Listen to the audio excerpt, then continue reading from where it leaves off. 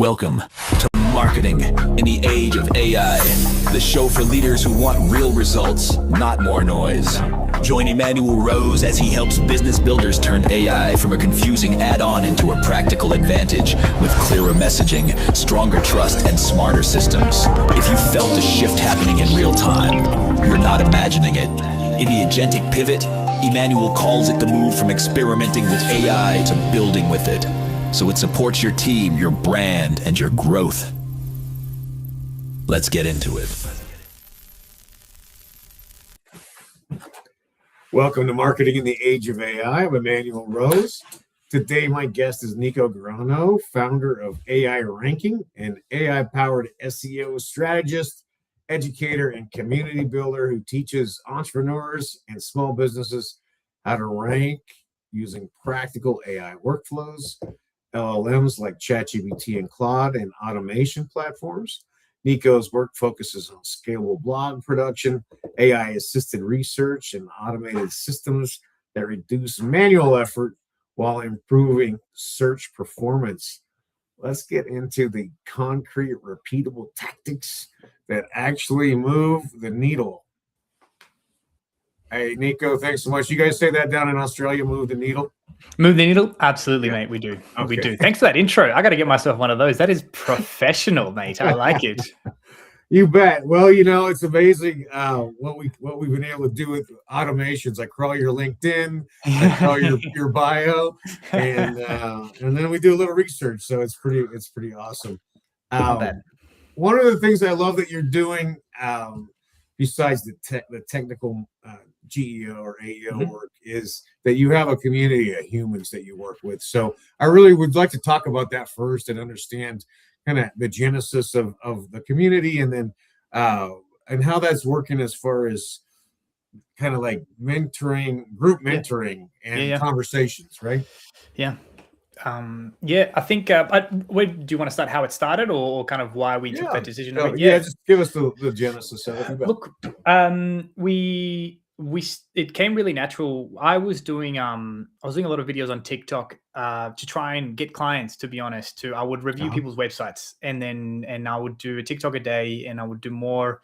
This was I think during COVID or just after. And I started getting a lot of comments saying, "Hey, can you teach us? Can you teach us?"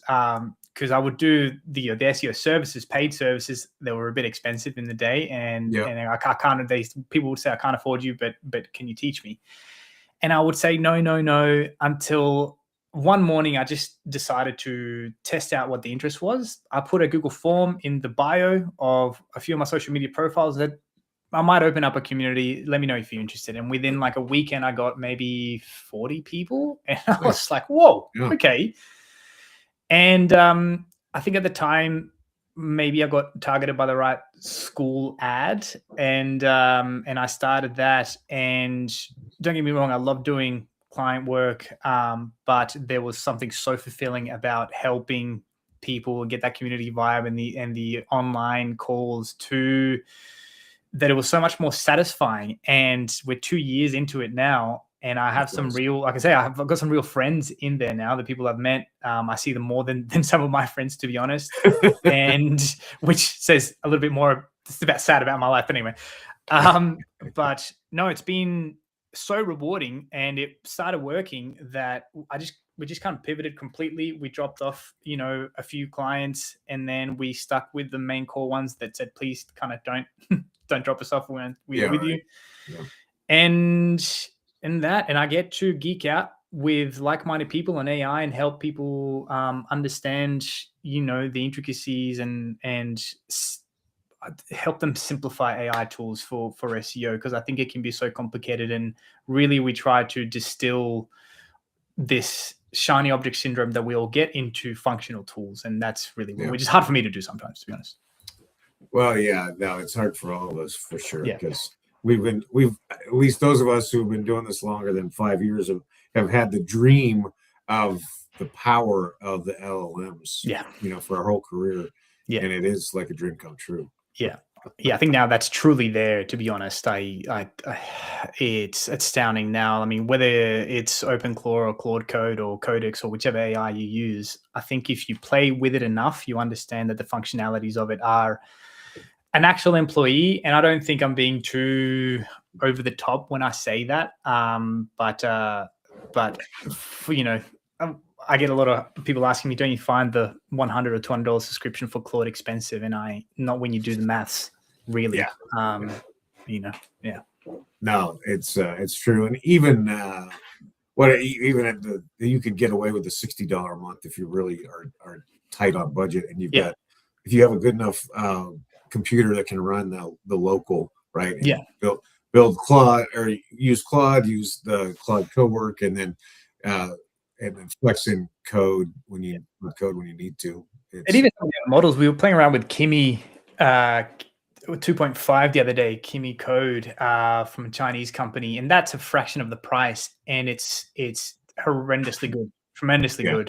Right. I think we all get stuck in I want the smartest, and it's like, well, we're not doing rocket science, we're just doing marketing for the most part. Right? We're just doing marketing. You don't need a PhD level model to write a good blog post or to do some on-site SEO. You just need a good model, and most of them are more than good enough for that. Yeah, and I think what's really probably the coolest thing is that I don't know if you know about this company called Polsia, Polsia.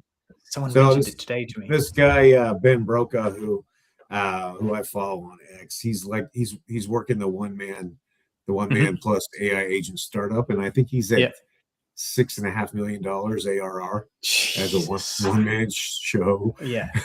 So that. Of course, there's always the high performers, and I wish I was smart enough to do that myself as a solo founder and all that. But I still need some human interaction and some other people to help. Yeah. And it's interesting to watch because he's building in public, that style on X, and he's like, last week almost broke me. he's like, it was like. The code went bad. The agents weren't doing what they're supposed to. Everybody was hitting their rate limits, and so I think that's what I love about what you're doing is because we get in these little bubbles of technology, and then we lose sight of the humanity of what our task is. Yeah, I think it speaks to. I think there's been kind of studies or I've seen videos where people get Claude Code and then or any other AI that you're really kind of fascinated over, and you don't sleep because you're like, I wonder what else I can do. And I think it should be, each to their own. If you want to work your heart out, then so be it. But I think, in my opinion, it should be kind of like, cool, you're being 10 times productive, you would hope. Have your Fridays back. Yeah, exactly. Right. Thankfully I have a partner who forces me, which is good. She kind of, kind of steers me down the right way. But I think for most people, I love working, but also I need to stay sane. And now I think I've kind of educated myself, to be honest, to be okay with, hey, I've done so much work this week with AI. Thankfully, I can take that Friday afternoon off. Let's go for a bike ride. I don't need to stress out, because 6 months ago, hell, 2 months ago, I wouldn't have been doing so much work. For sure. Yeah. So it goes back, and I think this is a good conversation in that you have to know what your numbers are, how much money you need, how many clients you need, what the strategy is. Are you on track for that stuff? And then understand how much is enough. And then you can give yourself permission to be human. But you have to go through that process to think about it. Otherwise, you're just going to want to be solving problems on that terminal all day long. Yeah, it's very addictive. It's very addictive. Yeah, for sure. Well, it's cool. So you've got people from all over the world, I would imagine, inside you. Tell me the name of the community. So it's called AI Ranking. AI Ranking School, and we have a lot of Americans, Canadians, Australians, people from the UK, from South Africa. We have a lot more Latin Americans now. I'm half Chilean, half Australian. People see me drink some yerba mate on the show, very Latin American drink, and they kind of hop on board. And it's fascinating. I mean, there's one session that's predominantly full of Australians, which is quite funny. It scares a lot of Americans that aren't ready. We can't speak that language. Yeah. I promise it is English. Sometimes it doesn't sound like it. But it's a lot of fun. It's a lot of fun watching people make those connections as well. I guess that's one of the benefits of this, that I'm not the expert at absolutely everything in there. To give an example, there is a local SEO expert, Brent. He works predominantly. He used to with Go High Level, right? Yep. I'm not a Go High Level expert, but it's wonderful they've kind of formed their own little group within that chat about Go High Level, because it's got an MCP connection. So you have these like micro mini groups within that, and it becomes its own thing, which is it's wonderful. I think. I did not imagine that we would turn into that. And we're not massive, we're at like 500, which I'm very proud of. There's some out there that are, hundreds of thousands, but I'm so ever grateful for what we've built and what it's allowed us to do. I mean, move to Chile and work from anywhere. All I need is a connection with Starlink. And as long as I'm on top of the game of what's happening with AI and how to use it correctly, then it kind of works. Well, that's I'm with you on that. I'm always thankful for Starlink, because about 5 months out of the year I'm on the road. Nice. And hunting and fishing and working by Starlink. So it's super powerful. Yeah. As much as anything that we have now. Well, I'm interested to know what some of the current topics, the Q2 2026 topics that people are digging through and trying to understand. Like, what's the most pressing? The most one is for us anyway, everybody has a bit of FOMO in whether they need to hop on the OpenClaw or the AI agent, train.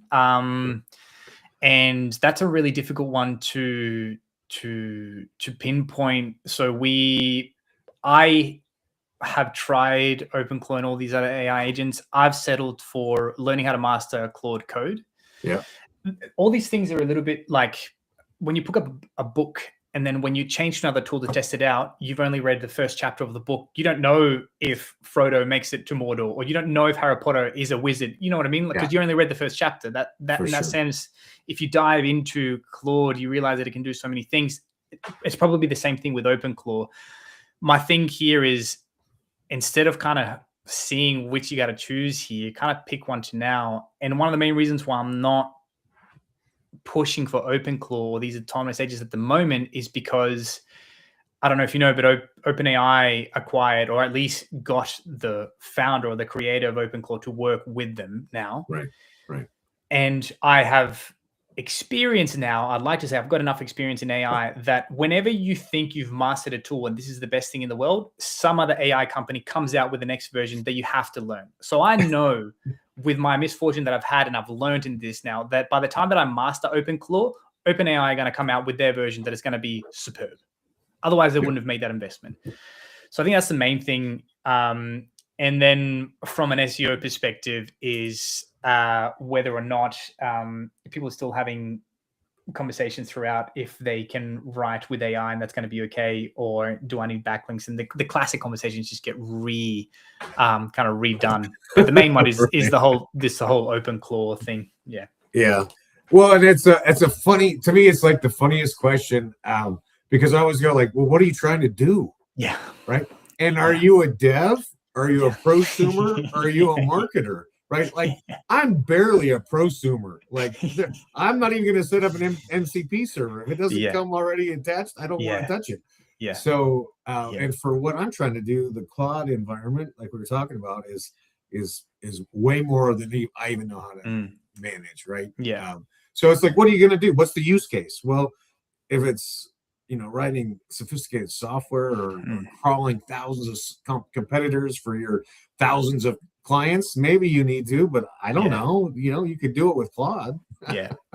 And Right. I think that also speaks to, sometimes you give people like, hey, they say, I need Claude, I need AI. And you go, great, what for? Oh, Right. It'll fix my business. hang on, wait, like, like, has GPT made you more effective? No. Okay. Neither will the new version of Claude. Like, it's not going to make you $1 million if you haven't already made that. Now, not to sound like mean, but my whole thing is, for me, it's automating a lot of things or making things quicker. But if you don't already have processes, then how are we supposed to automate that process? Absolutely. So that's the main thing. Like, try to understand your own processes first. Use cases. What are you not good at? What are you Yeah. not having staff for? What do you need support in? And then do you have SOP? And then break out the SOP, the standard operating procedure. Yeah. And then we could have a conversation. Yeah. It's not, then we can do something. And start with the things that you hate. Like, I hate bookkeeping. So we've got an automation that runs through my Gmails every Friday. Everything that's labeled invoice, it'll download, put it into a Google form, and then the information into a Google Sheet. And then my accountant has information to that Google Sheet. And that's, you could do that automation with Make, and whatever, but now Claude does it with a cron job. Because I don't like to do that. It drains my soul. So I can let AI do that. Yeah, that's perfect. That's a perfect use case. Yeah. Well, let's see. Let's say we've got a young marketer who's working at a small company, either in the US or in Australia. What are kind of like the 2 or 3 things that they should be focused on just to make sure that they're getting some view in the generative engines and that they're getting some one-click action out of the searches from their ICPs? Okay. Good question. So I think if you want some experience for yourself, I think get a model that you can afford, whether that's GPT, the $20 version with Codex is more than enough. $20 on Claude, Kimi, whatever. Get one model that you can get yourself a handle on, and follow best practices. There's no real secret, at least in our experience, within ranking for the AI search engines. Like, the fundamentals still work. So I would say pick a project, pick something that you relatively know, something, or that you want to get into. And build a website and see if you can start getting appearances and clicks, or try to do as much as you can with AI. Follow best practices. Best practices, I mean, is the website loading quick? Do you have the correct keywords that match to the search intent? Do you have schema? I think the best way to learn this is by doing. And the first time is going to be terrible. That's okay. That's the point, right?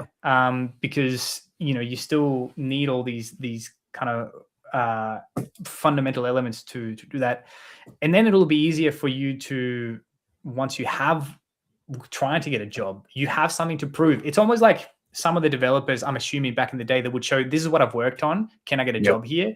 I think it'll be the same thing for marketers. Like, hey, I've ranked these websites, I've grown my database to 20,000 people. I can do the same for you. You got to come with proof, because all these entry-level jobs are getting away, right? So I think that start with something that you're interested in, make a website about it, and try to rank it, and only use Google Search Console as your source of truth. Don't believe anything else.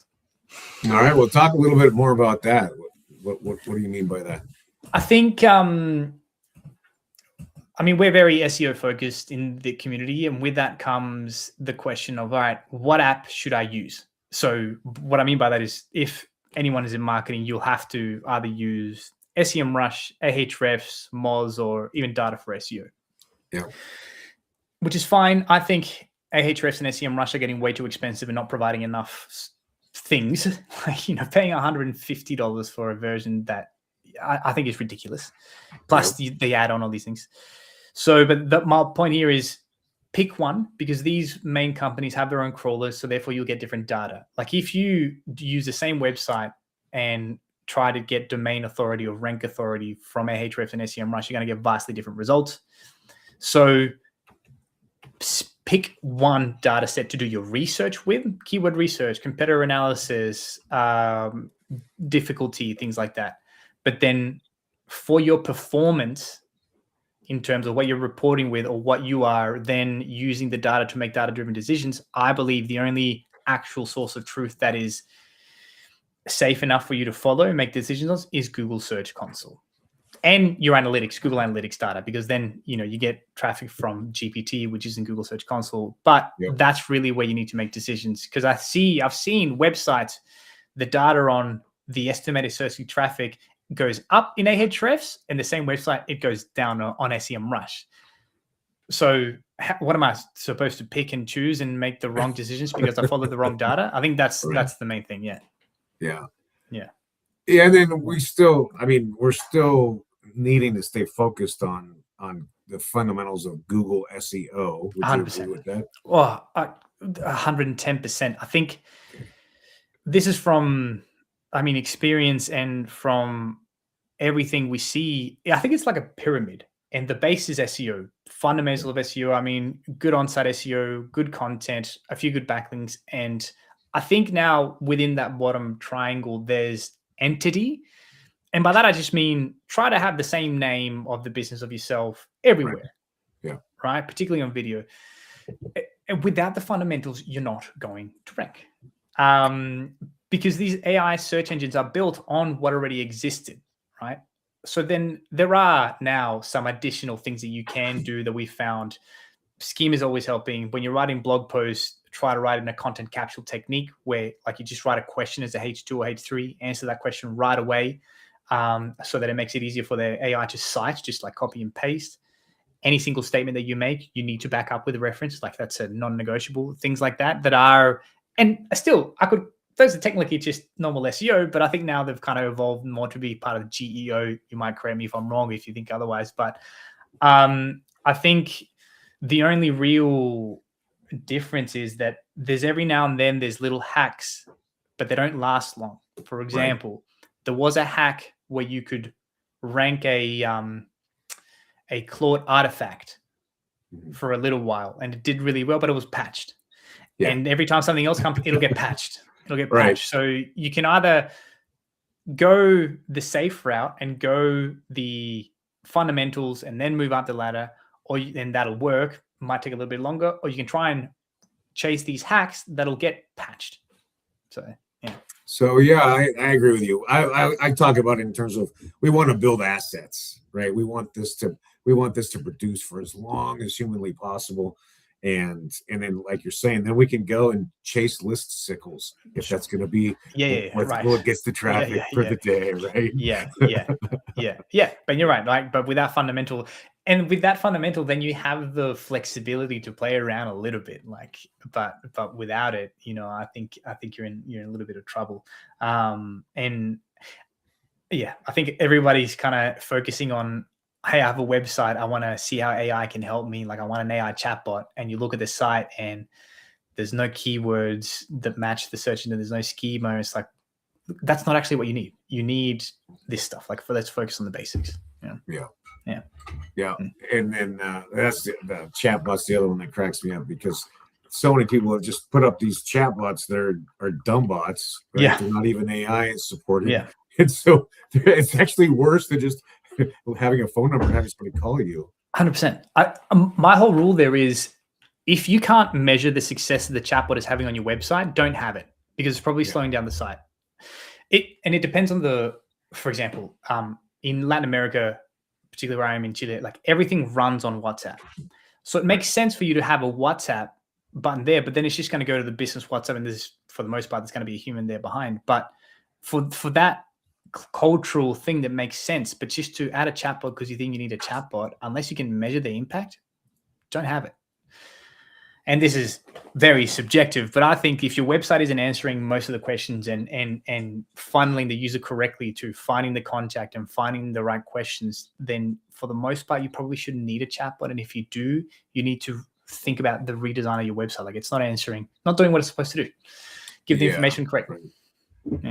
Or I think there's some situations got a chain of health clubs, and they all have different focuses, but they only have one website, right? And so there's where you have a concierge but it has to be dynamic. It cannot be just an FAQ that it's calling off of. I'm curious to get your take on how content creation and warehousing should be managed in order to prepare sites for the AI agents doing could you just clarify when you meant warehousing? How are you going to change the back end of the website? Right now we have it so that it's got the user interface, got great UX. We're maybe showing a little video, and then we have an ICP landing page. Yeah. Should we be building AI agent landing pages, or how should we be preparing for what is the impending storm of AI agents? That's such a good question. I think, I mean, we'll know when we get there, right? If I had that question already. Yeah. I think there's a couple of things you can do to get ready, and I sound like a broken record. Schema always helps. I just add an LLM TXT file, even though it gets people riled up when you say that. But it's like, look, it takes 2 seconds. Like whether it works or not, who cares? It might work. That's good enough for me, right? Yeah, right. One thing is tell an AI agent, whether it's GPT or whatever, to submit a form on your website. And if it can't do that through Chrome or whatever, then your website isn't like AI agent friendly. Love it. I think there's another, I need to read more about this. I was watching another guy on TikTok that I follow, and there's going to be like a website MCP where Google's going to release it, and it's going to, you kind of essentially create parts of your website that need to be easily accessible by a bot. Right. It'll be an easy script, and if the bot needs to submit a form, here's the call to do that. You don't have to crawl and guess your way around that. Yeah, and I think more, I guess, like you said before, with an asset, don't just rely on Google. Go and be everywhere, particularly on YouTube as well. Like, I think that's also preparation. I know there's not really so much on this website, but that's part of not putting all your eggs in the one basket, kind of future-proofing yourself, if you will. Yeah.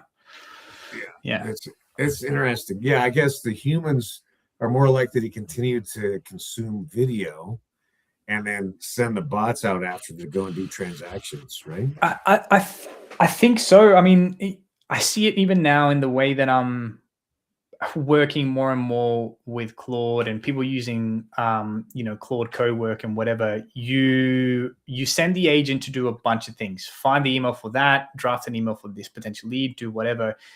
And you use the tool so much more, and rarely do you need to almost go on the website because you can get all the information on whatever you're looking for. Yeah. But if you as a human do go on another website, the intent is, I mean, the data shows this as well. Traffic from the AI search engine converts a lot better because if I got all the information and I still go to your website, cool, there's something that I really want here. Yeah. So I think, I don't know, I've had some discussion with people, do we even need websites? Can we just have an LLM file and that's it? And I get that understanding. Like, I really do. Like, yeah, that kind of makes sense. But also,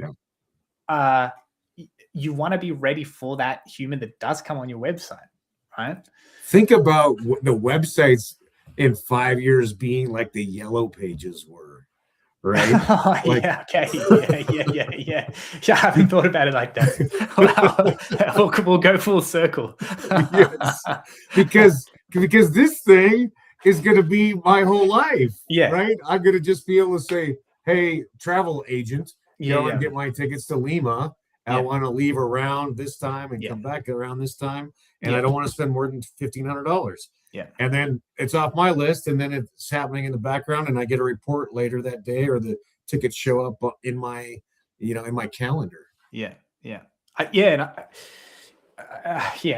couldn't agree with you more. I think that's the big companies will have to ensure they're almost like whatever the thing is, whether it's CLI or MCP forward. What I mean here is, like, an example, I just changed email sending providers. I was with Beehive, but they had horrendous MCP, or I had to sign up with like the mega ultra plan to be able to connect Claude Code to give it all the functionality. And I was like, I don't want this. Right. No. So then I found a cheaper alternative that had a much better CLI component that the Claude could read the data, make drafts and everything for me, so that I could do less work and I didn't have to use another platform. So I think the importance of being friendly with all these tools becomes more and more important, like buying a ticket, as you said, right? Yeah. No, I know the importance of that. I think anybody who has a company that has been around for more than 2 years has to be concerned about being leapfrogged by an AI forward startup. That's the first thing, right? Yeah. Yeah. And then the second thing is that, yeah, if you produce anything, you need to have APIs, and you need to be able to draw in APIs to be connected in this kind of multi-connected app world that we now live in. Yeah. 100%. 100%. Well, Nico, you and I could definitely spend the next 6 hours talking. I just look at the time. I can't believe we just cracked half an hour. It feels like it just started, man. Yeah, I know you're getting started on your day. I want you to be able to get some work done. I appreciate you spending some time talking to me about AI Ranking School. Yeah, and thank you. I think it's you're doing a great job, and I appreciate the work that you're doing at connecting people and having conversations with humans. Of course, if somebody wants to track you down, besides at theschool.com, where how do they do that? They can go on YouTube. If you just search for my name, Nico AI Ranking, you'll find me there. You can also find me on LinkedIn, and the same on TikTok, Nico AI Ranking. TikTok and YouTube are where I'm probably most at. So if you want my attention, head there, and I'll respond to you fairly quickly. All right, awesome. Well, I'm going to reach out to you again in a couple months and get you back on the show in the fall. Thank you very much. Hopefully, you're at 1,000 members by then. I'll try. There's the goal. Okay. And no pressure. No, seriously, I appreciate the work that you're doing. I really enjoyed talking to you today. Me too, mate. We'll talk to you again later this year. Hang on for me while I close out the show. No worries. Thanks. Well, it's good to get the reminder that the fundamentals of SEO are going to contribute greatly to the long-term viability of your generative engine optimization. So if you are spending time working on that, I recommend that you check out the AI Ranking School, and that you participate in that and ask a bunch of questions and see if you can stump Nico and the other people who are running cohorts in there. I hope you got some value from the conversation I had today. I know I sure enjoyed it. And I want to mirror what Nico said, which is take the time that you're saving by leveraging Claude Code or Codex, that 4 or 5 hours a week, and continue to upskill. Spend it with your friends and family, or get outside into nature, away from the screens, and learn to be a human. It's Emmanuel Rose, Marketing in the Age of AI. Thanks for listening to Marketing in the Age of AI. Be sure to subscribe wherever you heard this podcast so you never miss a future episode. Your copy of Authentic Marketing in the Age of AI is available at Amazon.com or EmmanuelRose.com. You can also connect with Emmanuel on LinkedIn. Thanks again for listening, and we'll see you next time.